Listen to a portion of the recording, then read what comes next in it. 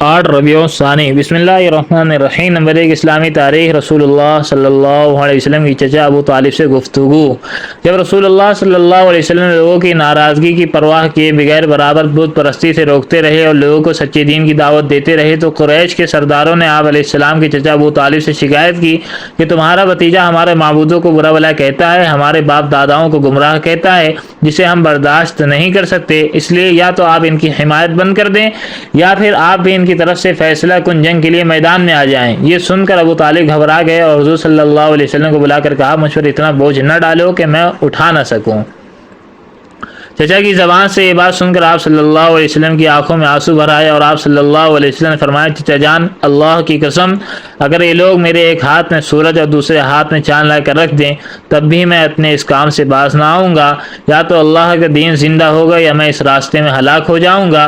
حضور صلی اللہ علیہ وسلم کی اس گفتگو کا ابو طالب پر بڑا اثر پڑا، چنانچہ انہوں نے کہا، جس طرح چاہو تبلیغ کرو، میں تمہیں کسی کے حوالے نہیں کروں گا۔ ابو طالب کا یہ جواب سن کر کفار مکہ مایوس ہو کر چلے گئے۔ نمبر 2 حضور صلی اللہ علیہ وسلم کا معجزہ حضرت سعد رضی اللہ عنہ کے حق میں دعا۔ آپ صلی اللہ علیہ وسلم نے حضرت سعد رضی اللہ عنہ کے حق میں دعا فرمائی، اے اللہ سعد کی دعائیں قبول فرما۔ اس کا اثر یہ ہوا کہ حضرت سعد رضی اللہ عنہ جو دعا مانگتے تھے قبول ہو جاتی تھی۔ نمبر 3 ایک فرض کے بارے میں نماز چھوڑنے پر وعید۔ رسول اللہ صلی اللہ علیہ وسلم نے فرمایا، نماز کا چھوڑنا مسلمان کو کفر و شرک تک پہنچانے والا ہے۔ نمبر 4 ایک سنت کے بارے میں نفع نہ پہنچانے والی نماز سے پناہ مانگنا۔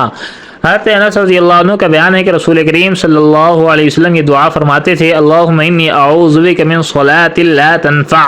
ترجمہ، اے اللہ میں تیری پناہ چاہتا ہوں اس نماز سے جو نفع نہ پہنچاتی ہو۔ نمبر 5 ایک اہم عمل کی فضیلت، زبان اور شرمگاہ کی حفاظت کرنا۔ رسول اللہ صلی اللہ علیہ وسلم نے فرمایا، جو شخص مجھے اپنی زبان اور شرمگاہ کی حفاظت کی ضمانت دے دے میں اس کے لیے جنت کی ضمانت لیتا ہوں۔ نمبر 6 گناہ کے بارے میں برائی سے نہ روکنے کا وبال۔ قرآن کریم میں اللہ تعالیٰ فرماتا ہے، جو قومیں تم سے پہلے ہلاک ہو چکی ہیں ان میں ایسے سمجھدار لوگ نہ ہوئے جو لوگوں کو ملک میں فساد پھیلانے سے منع کرتے سوائے چند لوگوں کے جن کو ہم نے عذاب سے بچا لیا۔ خلاصہ مطلب یہ ہے کہ ہر ایک کے لیے بھلائی کا حکم اور برائی سے روکنا ضروری ہے ورنہ عذاب میں مبتلا کر دیا جائے گا۔ نمبر 7 دنیا کے بارے میں رزق دینے والا اللہ ہے۔ قرآن کریم میں اللہ تعالیٰ فرماتا ہے، زمین پر چلنے پھرنے والا کوئی بھی جاندار ایسا نہیں جس کی روزی اللہ کے ذمے نہ ہو۔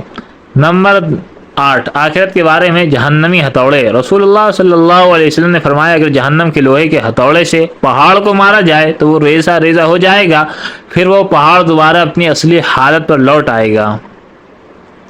نمبر 9 طب نبی سے علاج، زخم وغیرہ کا علاج۔ حضرت عائشہ رضی اللہ عنہ بیان فرماتی ہیں کہ اگر کسی کو کوئی زخم ہو جاتا یا دانہ نکل آتا تو آپ صلی اللہ علیہ وسلم اپنی شہادت کی انگلی کو تھوک کے ساتھ مٹی میں رکھ کر یہ دعا پڑھتے، بسم اللہ تربت ارضینا بریقت بعضینا لیشفا بہ سقیمنا باذن ربنا۔ ترجمہ، اللہ کے نام سے ہماری زمین کی مٹی ہم میں سے کسی کے تھوک کے ساتھ ملی ہوئی لگاتا ہوں تاکہ ہمارے رب کے حکم سے ہمارا مریض اچھا ہو جائے۔ نمبر 10 نبی علیہ السلام کی نصیحت۔